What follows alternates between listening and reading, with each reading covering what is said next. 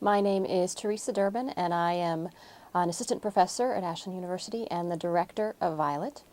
I first encountered Violet about 3 years ago. I went to a school in St. Louis and saw a production of it there, and was just really intrigued by the roles that it provided for our students and by the story of this young woman.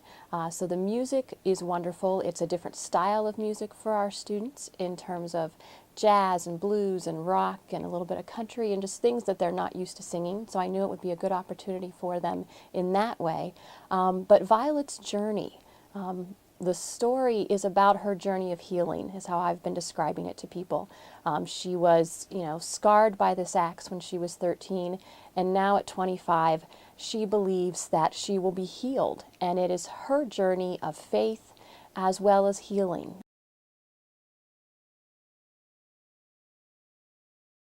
I'm Melissa Kraus, and I play the character Violet in the show you're about to see, Violet. The show is about a journey. It's Violet's own personal journey, a journey of healing and faith, and a physical journey. Violet in the show, in the present tense, she's 25 years old, and she was hit in the face by an axe when she was 13. And she had lived on a mountain with her father for the past 12 years, and she was basically secluded from all other humans, except for when she would go to school or to the store and things like that. And so she has a very hard time relating to other people, and she comes off as very abrasive. And with a physical defect, she gets a lot of teasing from that, because she had gone to many doctors and faith healers and things like that, that she decided, after watching this television preacher in Tulsa, that he was the one who's going to heal her. The musical is about her journey going there by a Greyhound bus, where she meets probably her first 2 real friends that she's ever had, and experiences love. And she kind of finds an inner healing more than an outer healing. Carry with me promises that can go wrong as I travel on, as I travel on my way.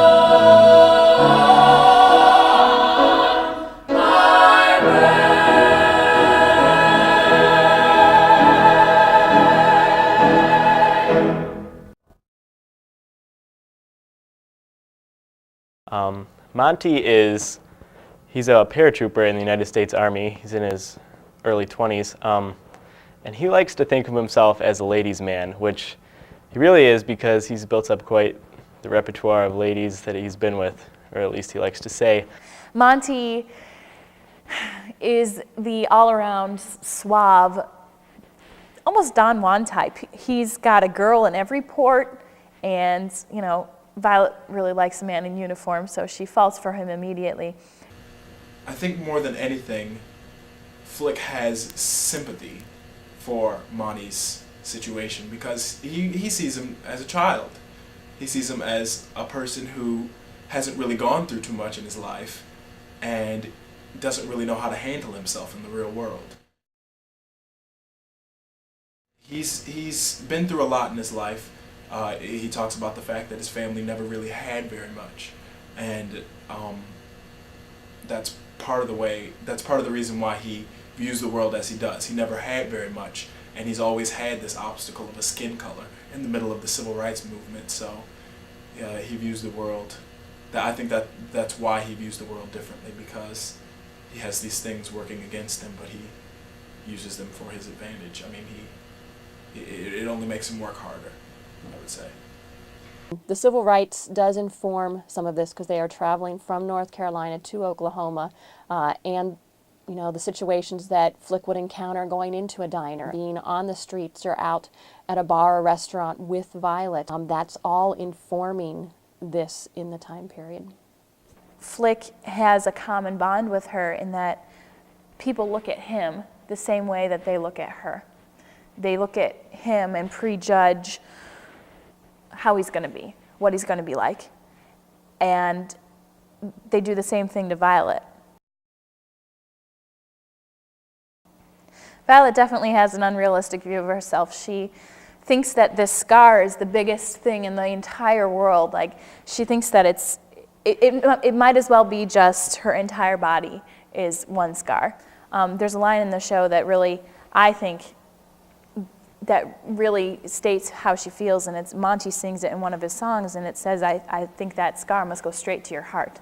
And really, that's where the scar is implanted, is deep inside in her heart. It's more of an emotional wound than it is a physical defect. Her scar, I think, he sees that as a vulnerability that she has that he can take advantage of.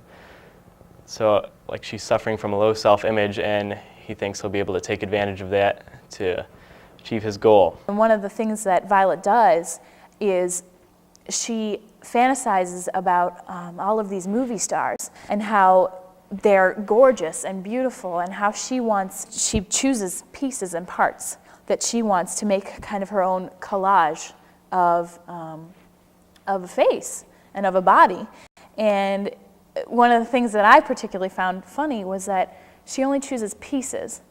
She doesn't pick just one person who she thinks is perfect.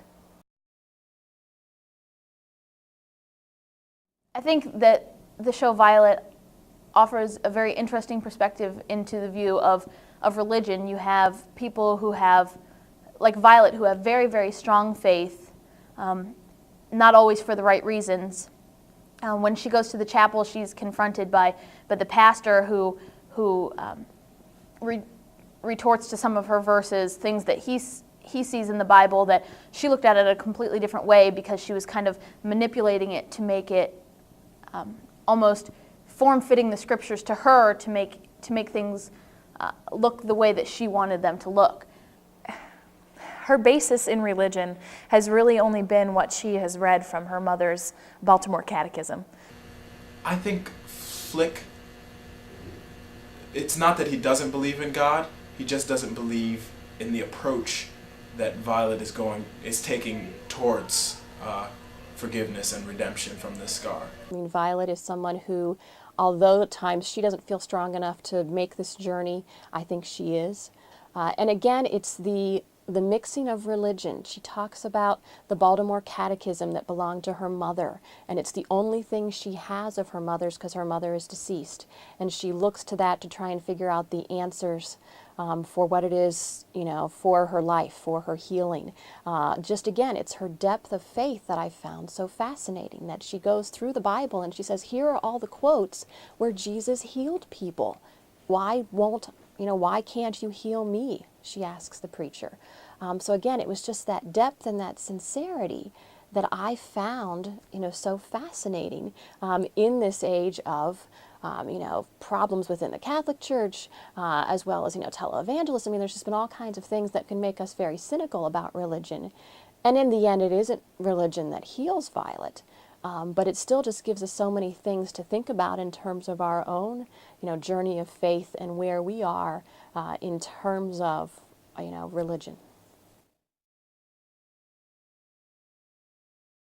And I happen to be quite a fan of country music, so singing for this show came fairly easily to me, the style at least, and I had a lot of fun with it, and I was very pleased to be a part of it. It's a lot of fun. The tunes are catchy. They'll get stuck in your head. You'll be tapping your toes at times. It's a really fun show. It really has a lot of deep meaning, and I hope that everybody in the audience will go away carrying a little bit of that with them. When I first heard the music, when I first read the script, really read the script, and really heard the music, I was captivated, and it literally took my breath away. Like, I want people to, not only during the show, be holding their breath and wondering what's going to happen, and be captivated by this amazing music and the wonderful script and the wonderful story.